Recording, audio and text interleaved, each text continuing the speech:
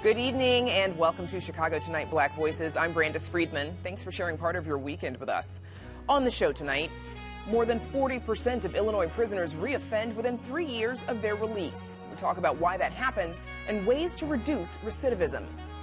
Two new initiatives are trying to preserve untold stories that made a major impact on the civil rights movement right here in Chicago. A local nonprofit gets books featuring black characters into the hands of black kids. A look back in the day at a Southside soul food staple. Shrimp po' boys, alligator po' boys. Who's hungry? Oh boy, it's po' boy time. Chef Eric Williams gets the Mardi Gras party started with a peek inside the po' boy.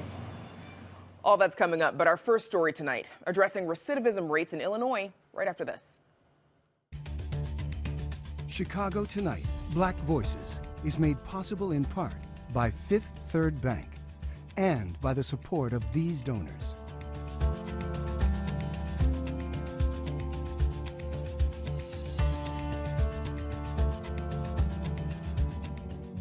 At Fifth Third, we believe when diverse voices are heard and empowered, communities are made stronger, lives are made better, and the future holds greater promise for all. That's why we're proud to support Chicago Tonight Black Voices. Together, we can make a difference. Together, we can drive change. In Illinois, the chances a formerly incarcerated person will return to prison within 3 years are high. A 2018 report found 43% of those released from prison in Illinois will be convicted of another crime and return to prison. The same analysis found the average cost associated with one recidivism event is about $152,000, costing the state over $13 billion over the 5 years since that report was issued. And about 1/4 of those reoffenses are for what's called technical violations, like violating curfew or missing a meeting with a probation officer.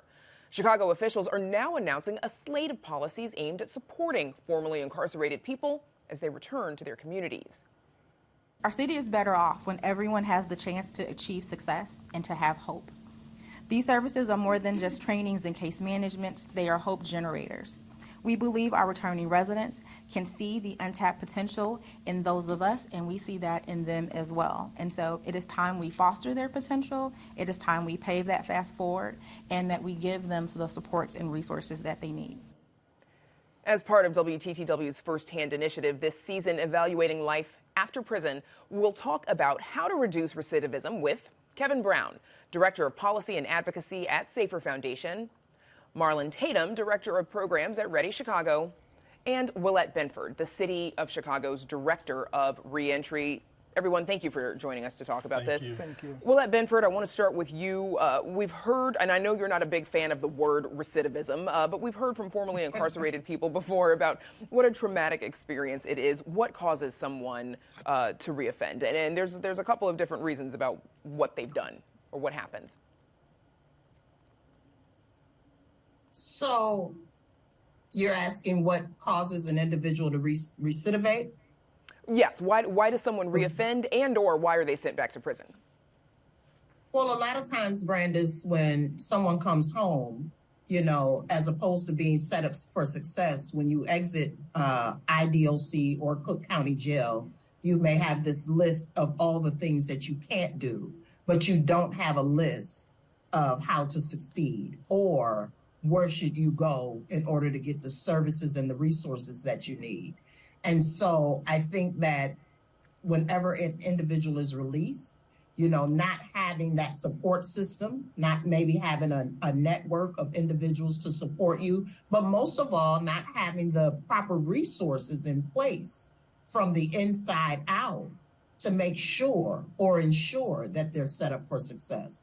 It is a traumatic experience coming home, first of all, and then realizing that all of the things that you thought, maybe the job that you could get or the housing that you could get or even the health care is not readily available. And that could cause an individual to be in a desperate situation when you don't have money to provide for your family and your children, you know, and so those are the things that could cause a person to reoffend or recidivate. Marlon Tatum, how much is recidivism an issue of public safety? Or are people committing violent offenses before and then being convicted and returned to prison? Well, I think when you talk about it that way, you're sort of speaking to the fact that these individuals are out here committing violent crimes, but in actuality, these individuals are really just returning citizens who are trying to be a part of the community. They're just trying to give back, relearn, and just really, be citizens once again. Kevin Brown, you've said housing, of course, is a major component of keeping people from recidivating. What kind of housing situation do many people find themselves in when they are returned to the community? Oftentimes, what people face with a conviction record is discrimination when they are attempting to both apply for housing, an attempt to get loans for mortgage, and there are a variety of barriers that exist because of the conviction record. So, essentially, housing is probably the largest component to creating stability in a person's life, and a conviction record can create the barrier to prevent that from happening. And of course, they often end up staying with family. But if you've got family and maybe they have someone in the family in the house has a record as well, or family members are reluctant to bring someone home, how much of the challenge is, it's not necessarily discrimination, it's just a lack of access to something they can afford, maybe? It's a lack of affordability that becomes an issue. Oftentimes people don't have the financial resources to get the down payment that's necessary to maybe rent from someone else. And oftentimes there might be employment issues related to having the ability to sustain yourself and sustain a payment for rent. Employment is obviously a very big one. Willette Benford, how is the city helping returning residents get back to work? Well, Brandis, today we passed one of the most forward policies, national leading policies today, which the city has now a 5-year look-back period. Individuals can apply at the city for a job and not be denied based off their background, a 7-year look-back period for the mayor's office, but also that individualized assessment that we have in place that, an individual is qualified with a conviction, you are not going to be denied simply based off your background. There's an individual assessment that takes place, and the Department of Human Resources will look at your qualifications and also look at your background and see if what you were charged with has anything to do with your job performance. And if it doesn't, then 90% of individuals that go through the individualized assessment are hired. Marlon Tatum, what do we know about what does work to reduce recidivism? Well, I think what we do know is that getting an individual to sort of rethink how they are participating in certain behaviors. What we do at Ready is we provide cognitive behavior interventions pre and post incarceration. This allows that individual to sort of really learn, one, how they got in there, and two, how to operate after they are out. And that is really helpful in sort of getting that individual forward. Kevin Brown, what do you say to people who, think that some folks who recidivate are habitual offenders? And how do you make the case that all of us should care about what happens to people who are reentering from prison? There's a lot that we could talk about that we don't have time for today, but one of the things is that 80% of the individuals who have a conviction record don't have a felony, right? So we're talking about a small group of people when they talk about individuals that might re-offend, so to speak. But the reality is what was just discussed is that when we provide supportive reentry services to individuals and we make recidivism a public health issue, then we're able to get the resources that are necessary to address all of the social determinants of health. This is a health issue. Healthy people create healthy communities, and healthy people are what reduce crime or promote safety in our communities. And so that's really the answer to a large part of the problems that we're talking about with recidivism. Well, at Benford, what responsibility do state and local governments have to support people who are reentering? Well, government has a huge responsibility, first of all, because of the resources that we provide, and also because if we aren't providing resources for individuals that are coming back into the city or coming back into our state and making sure that they're set up for success, then, we can say that we supply reentry services. But if individuals aren't accessing them or unable to access them, then we need to rethink how we are providing those services. And like I said, government has a huge responsibility in that, just being government. All right, that's where we'll have to leave it. My thanks to Willette Benford, Marlon Tatum, and Kevin Brown. Thanks to you all for joining us. Thank you. Thank you. And to learn more about firsthand life after prison and to explore the many challenges facing people leaving prison and reentering society, you can visit our website. It's all at WTTW.com/firsthand. For young Black book lovers, it can be tough to find books that reflect themselves and their worlds. In 2018, the local nonprofit Young Black and Lit took it upon themselves to make sure that Black children have plenty of options for their bookshelves. At a recent event, the organization donated books centering Black characters to Evanston's Dr. Martin Luther King Jr. Literary and Fine Arts School. They also launched the Young Black and Lit Future Author Contest, which will publish the work of 10 youth writers of color in an anthology of short stories. Go to the table, go gather around the table, just look at the books. Young Black and Lit is a nonprofit organization that donates free children's books that feature Black characters to youth across the country. We started in 2018, and we're celebrating our 5-year anniversary by donating 25,000 books across the country, and also launching a youth author contest. Sunny is a part of that series. Black storytelling is a huge part of our culture, and so we wanted to make sure we gave young writers the opportunity to share their stories, and they'll have an opportunity to be selected to be published in a book with our partner Joe Factor Entertainment that'll be in celebration of 5 years of Young Black and Lit. Giving children the opportunity that they can be published authors, and besides that, giving the opportunity to other young Black children to read stories that they can relate to and that they can see there's actually literature that is just like them. It's super important that children are able to see themselves reflected in the stories that they read. I started the organization because I felt like my niece was not having enough books that featured little Black girls, and I was disheartened by that. Okay. My absolute favorite part is to see the kids come to our table and just start scanning the books. Sometimes you'll see a kid be like, oh, that girl looks like me, and she might have her hair styled in a certain way, and she's like, huh, interesting. Pick it up, right? We get really energized by that interaction with the children because they really are, Black and non-Black children really are interacting with the books, and you see them excited to find things that they're interested in. And you'll find more about the Young Black and Lit Future Author Contest on our website. Back with more Chicago Tonight Black Voices right after this.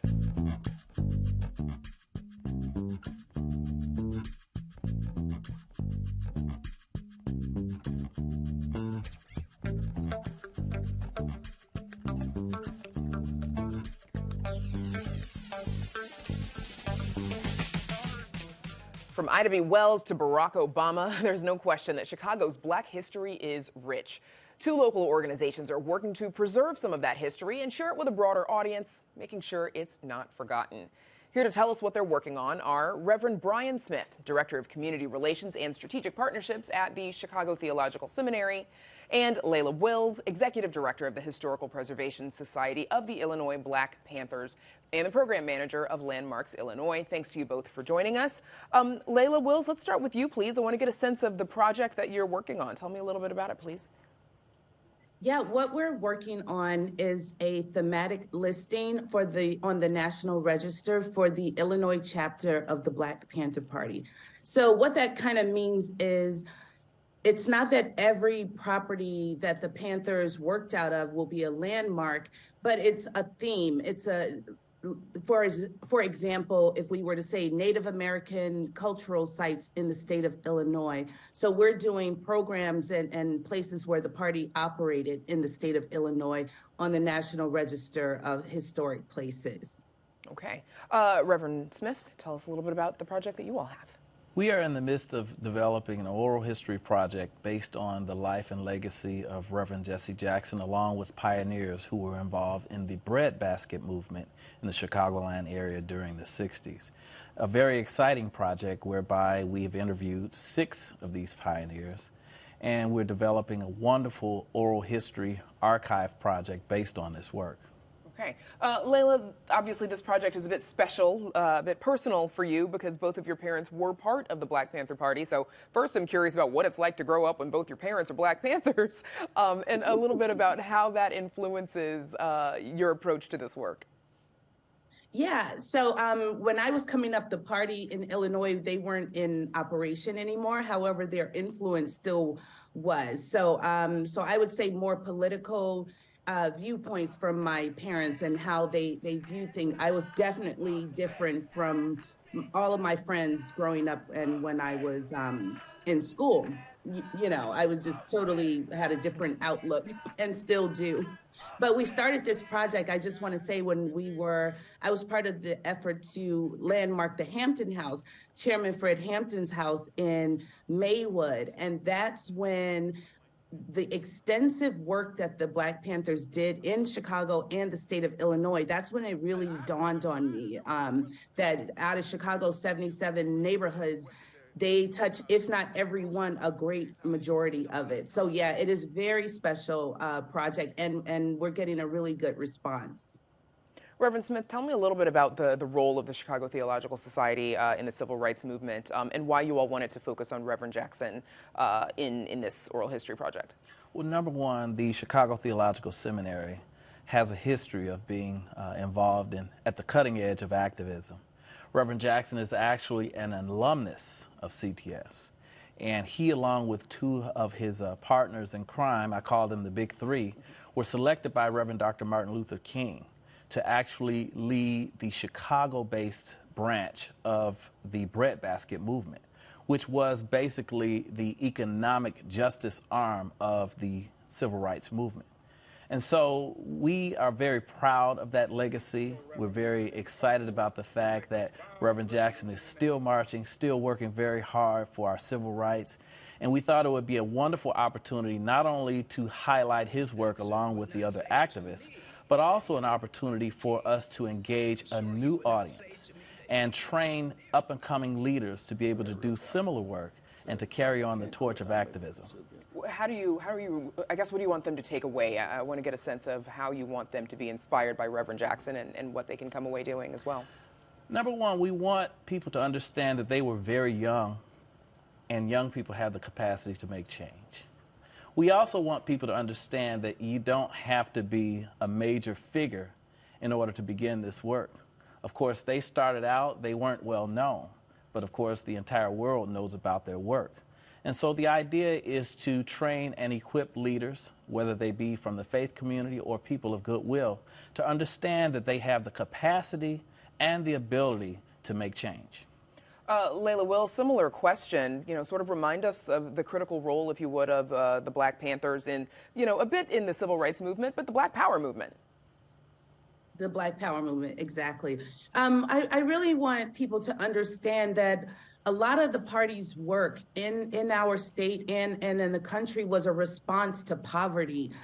People were extremely poor. Our people who came up in the Great Migration, the breakfast program, the medical center, a lot of their free food, free clothing was a response to the extreme poverty that Black people were facing. And I also wanted to say that our history, each part, whether it's the good, the bad, the indifferent, it's not always, just a fuzzy, feel-good history, but it is part of this entire country's history. And the Black Panther Party changed legislation. They made it possible for children to have breakfast at schools, and it was a deliberate assassination of not just Chairman Fred, but of the party itself right here in our city.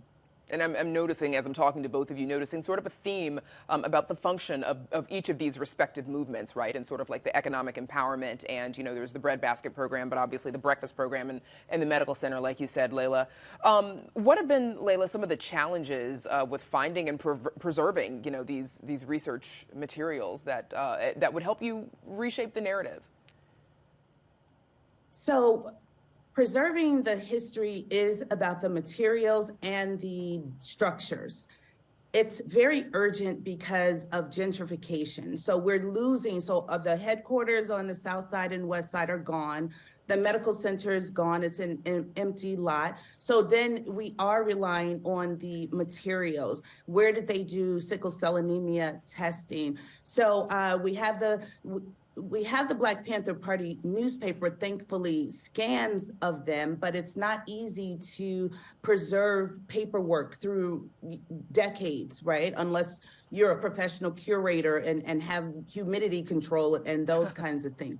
But, you know, we can scan a lot of the documents. The Chicago History Museum has the Red Squad files in its archives. So there are research.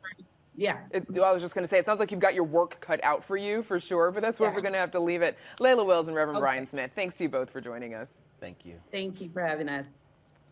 Back in the day, here at Chicago Tonight, contributor Stan Lawrence hosted conversations that took a look back at the neighborhoods, businesses, and people who built Black Chicago. In this 2003 throwback, Lawrence visited a South Side soul food staple as part of a tour of Bronzeville. Before Arlo Guthrie got anything he wanted at that other restaurant, Sammy Davis Jr., Aretha Franklin, everybody got everything they wanted right here at Gladys's Luncheonette. Soul food, baby. Talking about greens, chitlins by the bowl, ham hocks, red beans and rice.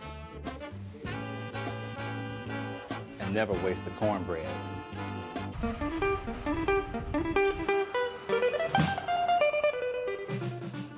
Gladys Holcomb of Gladys Luncheonette stepped away from the Bronzeville institution in 1997 and died in 2003. Last spring, a new restaurant named for Holcomb opened on 87th Street. The owner, Angela McGowan, says the name Gladys's Restaurant is a tribute to the Luncheonette's legacy.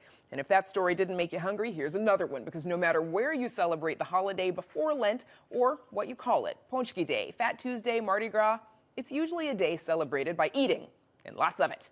Chef Eric Williams has brought one of the most beloved Cajun Creole foods up south in Hyde Park. And just in time for Mardi Gras, here he is with a brief history of the po' boy.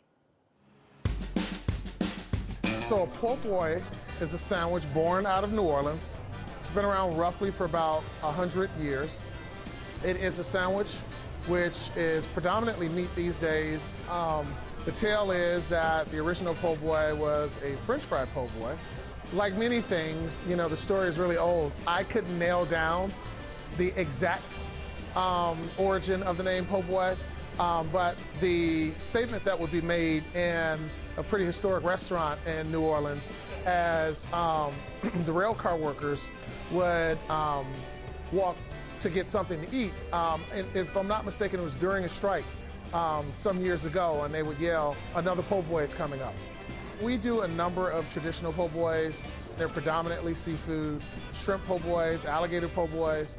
We do one that's not so traditional, which is a catfish po' boy, where the dressed version of it is with slaw. These days, dress could mean a lot of things. Even some tried and true restaurants that have been around a long time have chosen to define dressed as something different. But originally, dress was mayo, lettuce, tomato, and a pickle. Daisy's came from my late aunt, that was her name, and she married a New Orleans man about 5 decades ago. We just thought, you know, it was a fun, beautiful way to pay tribute to some of the foods that are fast and festive and things that bring us joy. This will be our first Mardi Gras season. We plan on being extremely busy. We've been seeing the restaurant ramp up, and we're going to serve a lot of hurricanes and a lot of great food and play the music loud and have a lot of fun. So hungry. Daisy's Po' Boy and Tavern is open this Fat Tuesday for all your po' boy needs. Before we go, Chicago is mourning the loss of a local civic leader, Josie Childs, who died on February 13th at the age of 96. Childs was instrumental in bringing together the coalition to elect Mayor Harold Washington. She went on to work in City Hall and later founded the Harold Washington Tribute Committee in 2013. Though she was born in Clarksdale, Mississippi, she spent some of her years growing up in Vicksburg, Mississippi, as did I. She often called me to chat, share knowledge of Chicago history, and, of course, to talk about our shared hometown. And I will miss hearing from her. And that is our show for this weekend. If you're watching us on Saturday night, know that you can also catch Black Voices and Latino Voices on Sundays beginning at 10 p.m. And join me and Paris Schutz next week at 10 on Chicago Tonight. Now, for all of us here at Chicago Tonight Black Voices, I'm Brandis Friedman. Thanks for sharing part of your weekend with us. Stay healthy and safe, and have a good night.